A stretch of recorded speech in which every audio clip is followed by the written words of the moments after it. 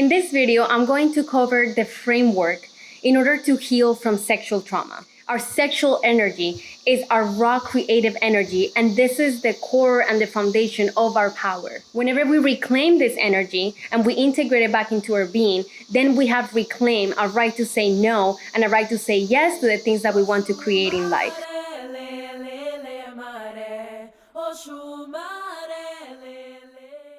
Now, this is a very complex subject, and I don't expect to just cover everything in one video.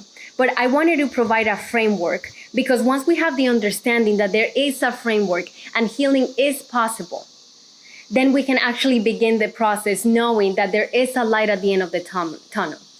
Sexual trauma may feel too overwhelming or something that is unhealable, but you can heal from it. We have the capacity to heal from anything.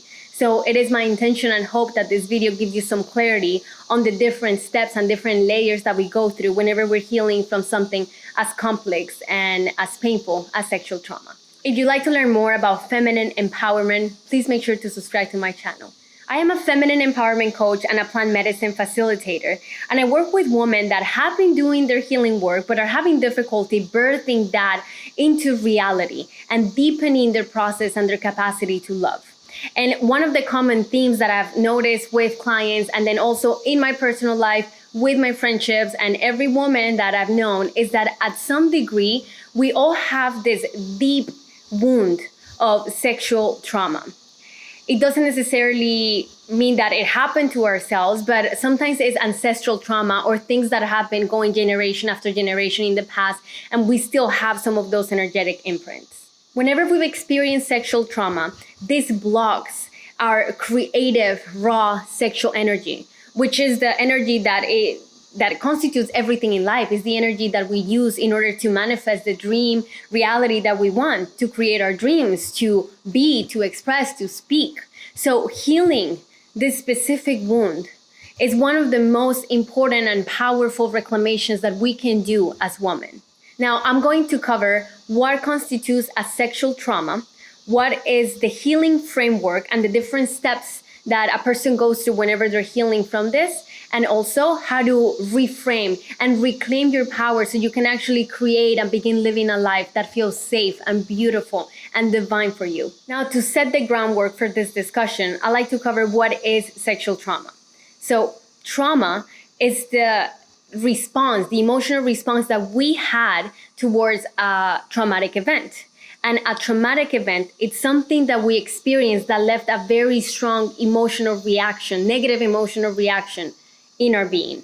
Once we understand this, we can understand that it doesn't necessarily mean that it had to be a physical attack or rape or molestation.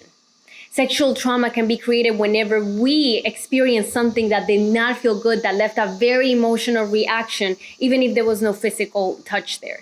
So for example, if you were looked at in a way that was very inappropriately as a child when you were naked, that can create that very negative emotional response in your being. And then therefore there is a form of sexual trauma there because you felt that the energy wasn't good. There was something about it that didn't feel comfortable and safe.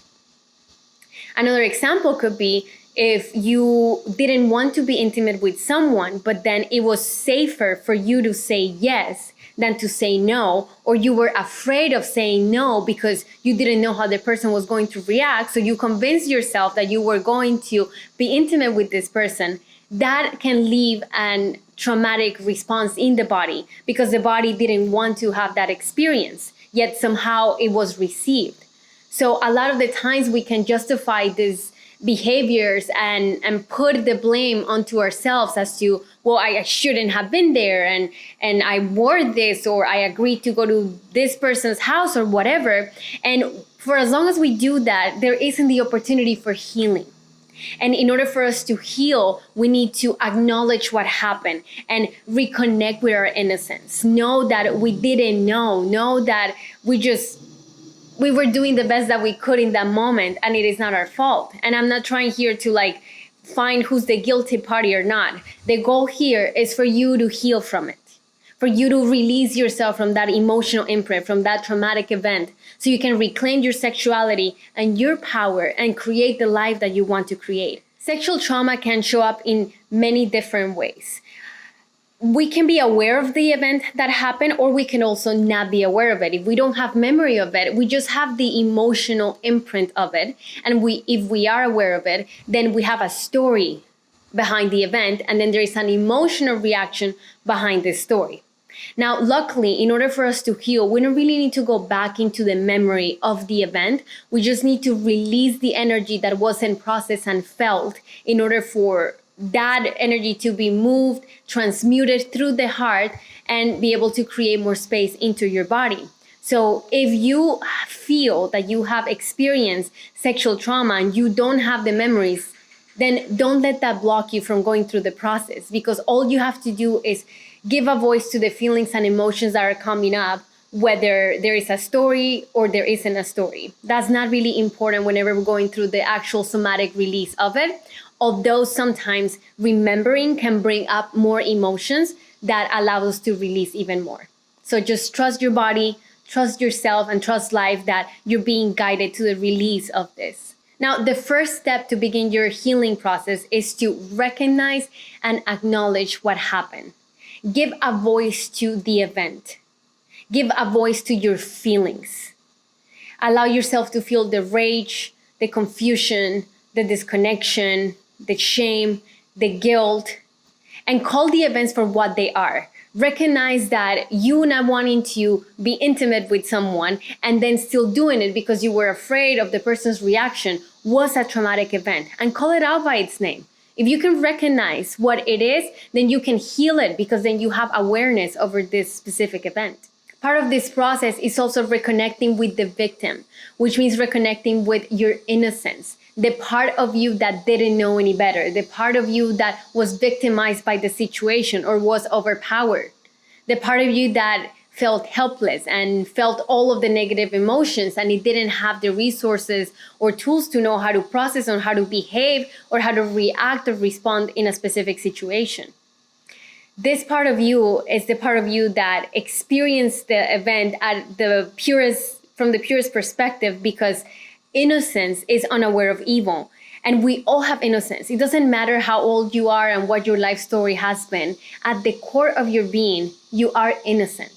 So whenever we reconnect with that part of ourselves that is just pure innocence, then we can begin expanding into that innocence and having more compassion for ourselves, because we're no longer all of this set of beliefs, personalities, ideas.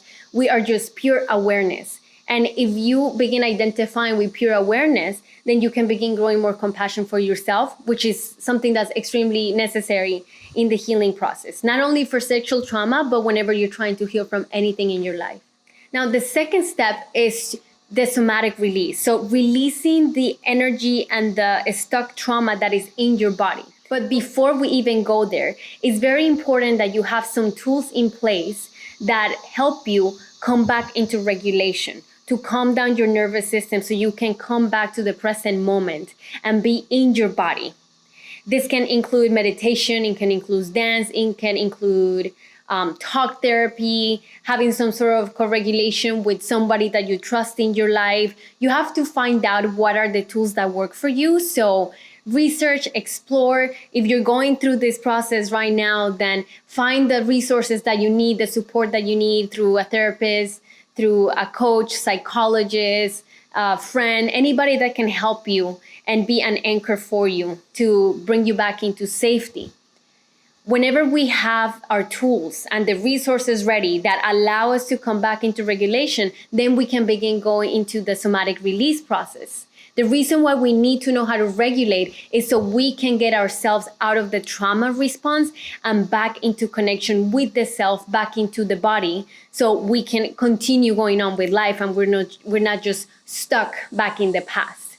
So once you are ready to begin releasing everything from the body, then you can find different tools that will help you with that. There is shaking, tapping, you can do breath work, you can do plant medicine. That's a tool that has helped me tremendously to heal from basically any trauma in my life. And just allow yourself to become hyper aware of your body. Where in your body do you feel the pain? Where in your body do you feel the energy? What does your body want to do to release that energy? The process of healing is the process of releasing, but then we're also releasing through the heart. That means that we're feeling our emotions without judgment, and we are witnessing them, and we're letting them release our energetic body. Because once they go through the heart, what's happening with that energy is that it's becoming seen by its creator, which is you, and then it goes back into the light. It is our parts of you that you kind of reclaim, and then you are aware of them and visible of them, and then you just expand your energetic container to hold even more light and hold even more love. As you're going through the process of releasing all of the trauma from your body, it's also important to incorporate a practice of receptivity. So allowing yourself to receive something that feels safety is going to also help heal you from the other side, because a lot of times with sexual trauma, we received unwanted energy. And whenever we give ourselves the safety to receive in a controlled environment, then it begins teaching that part that it is safe to receive. Some things that might help with that might be receiving a massage, receiving a facial, receiving company from a friend, allowing yourself to actually receive things from life. If you don't feel comfortable with other people being near you, or you're not in a place of allowing yourself to fully receive others like that, something that helped me a lot was actually receiving the sun. So every morning you can go outside and close your eyes and just feel the rays of the sun in your face, and step into that state of receptivity and say, I receive you, sun. I receive your warmth. I receive your life. And notice, how does that feel in your body? Where in your body do you feel the energy of receiving? Combining this with the somatic releases is going to help both sides of the equation. So you are releasing what has been in your body, the traumatic event and the emotions of that, and then you're replenishing yourself with nurturing energy. That's why it's important to find those nurturing tools and nurturing techniques to help us come back into that state of just safety, into receiving life. And the final step is to rewrite the story and reclaim your power. The first step in rewriting our story and reclaiming our power is reclaiming our right to say no. A lot of times that line of no gets very blurry after experiencing sexual trauma. So whenever we're able to identify, what does a no feel like in my body? What is the energetic impulse in my body whenever I'm feeling a no towards something, and giving that no a voice? We are letting the universe know that we are no longer welcome in certain energies, and we're only saying yes to the thing that feel nurturing to us. That helps in the healing process, and then it also helps shifting your reality, so you can create a reality that's more nurturing and more loving and more enjoyable for yourself. In the no, there's the power of the yes. When we learn what no feels like in our body, and then we give a voice to that no, then the part of us that was wounded starts feeling safety in the body, safety in you. And that part begins realizing that you are safe to be in, that you will always advocate for its needs. And if something doesn't feel right, you are the guardian, you are the father saying, no, this doesn't feel good. No, I don't want to do this. No, I'm not going to do that. So whenever we get back that no into our body, and whenever we integrate it and we create space for those yeses, whenever we're a victim to sexual trauma, we see what created that event as the monster. And something that really helps is to not see the person as the monster, but see the person as them being infected with something. So if somebody has the flu, for example, then we don't think, oh, that person is the flu. Stay away from me because you're the flu. We say you are infected with the flu, you have the flu, therefore stay away because I don't want to get infected. But we're not demonizing the person. We're just seeing them as someone who is sick. And the reality is that whenever somebody commits violent acts that hurt other people, is because that pain and that hurt that they have within is expressing itself by creating. So what they deny, the pain they deny, they embody, and then they created onto others. It's not fair, but it's just another energetic outlet. And now that you were in the receiving end of that, but then you made the choice of feeling and of processing and of allowing yourself to heal, you're breaking that cycle. That's why it's so important for us to heal our sexual trauma, because then we end the generational cycles that run through family lines at times of experiencing sexual abuse, sexual trauma, or any sort of disempowered story that runs through the woman of your lineage. In humanizing the monster and seeing the monster as innocence that was infected and was unhealed, then we free ourselves from the judgment that comes from that. And with understanding comes compassion. And when we have compassion for ourselves and our experiences, then we can have compassion for others. And compassion is what heals this world. The more that we try to demonize others for what they've done, for their actions and their behaviors, the more that we keep on perpetuating that wheel. And the wheel needs to stop once we go into a higher perspective. The higher perspective is the spiritual path in which we're able to observe reality from a higher lens and look down into what's going on and say, well, this is a wound. And this is a wounded individual that was infected by this behavior. And the behavior is the one that needs to be purged, and it was purged through me, and it ends with me. And that is how we end these cycles of perpetuality, of abuse, and we no longer keep passing down the energetic imprint of sexual trauma onto future generations. We cut it off. Understanding leads to compassion. And from a compassionate heart, we can begin experiencing gratitude. Gratitude for what was. Why? How could you be grateful for a horrific event? Because it gave you the depth of the darkness of the human experience. You allow yourself to feel the lowest, densest, darkest emotions that a human being can feel. And once we feel it all, we expand our capacity to hold even more light. So the more that we are able to feel our pain, then the more that we can experience the other polarity of light. So your container expands. And then you are able to hold that frequency of love and compassion for those emotions. And whenever you are in the presence of a sister that experienced something similar than you, then you can look at her and say, I've been there. I know what you're feeling. I am here with you. I am hearing your pain. And there is a light at the other side of this tunnel. And in the other side of this tunnel is your power, is your joy, is the reclamation of your unique expression. And this takes me to my final point, which is the reblooming.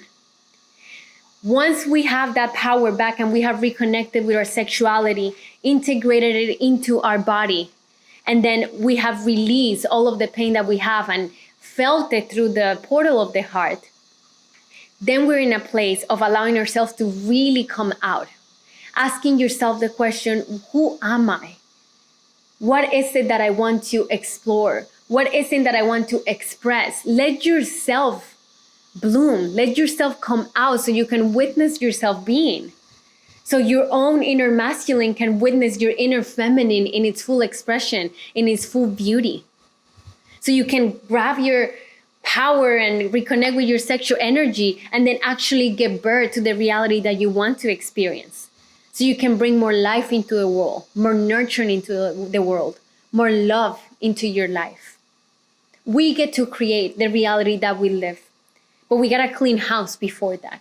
We gotta make sure that all the distortions and all of the old stories and all of the misconstructed perceptions of reality and our story are cleansed. So we can create from a clear channel, a channel that is full of love and light and power, where you are sovereign, where you are your own healer, and when you know that you have the capacity to heal from absolutely anything.